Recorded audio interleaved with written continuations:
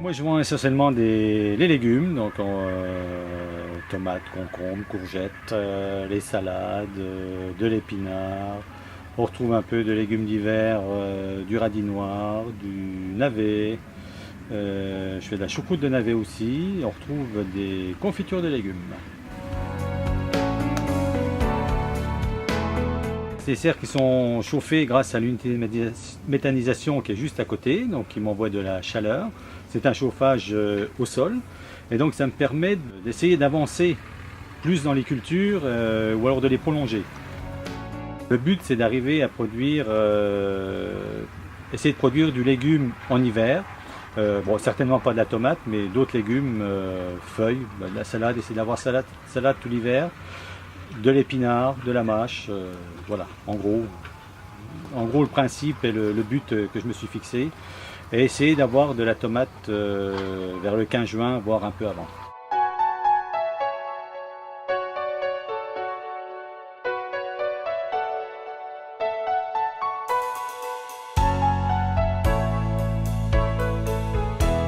Ça fait une paire d'années que je suis au niveau du magasin, les gens commencent un peu à me connaître.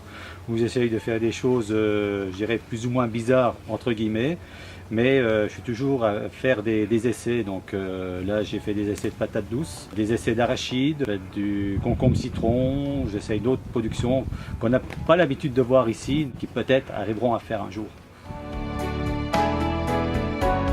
Or, les choux à choucroute, les épices, oignons, ail, échalotes, les épinards, les poireaux, on dépanne en carottes, en betteraves, les petits pois, les haricots, dépannage aussi en salade, concombres, aubergines. Voilà, c'est ce qu'on fait pour le magasin.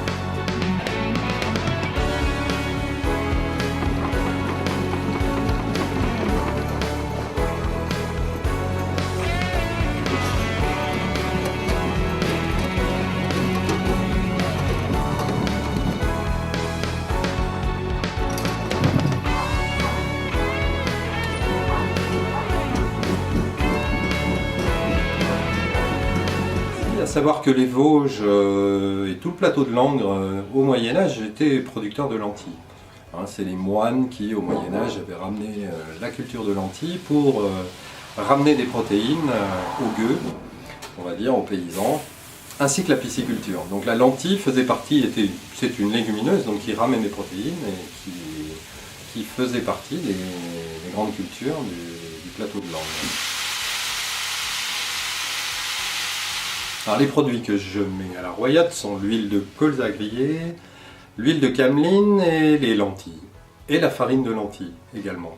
Sans intrants, sans pesticides, avec tout ce qui va derrière le cahier des charges du bio et les techniques que l'on utilise en agro-bio, les rotations, succession de cultures, et puis ensuite les huiles, c'est les premières pressions à froid, donc c'est-à-dire que l'huile passe dans une presse qui ne chauffe pas les graines, ce qui permet de conserver tous les oméga 3, etc. C'est pas un lubrifiant, c'est véritablement le jus de la graine.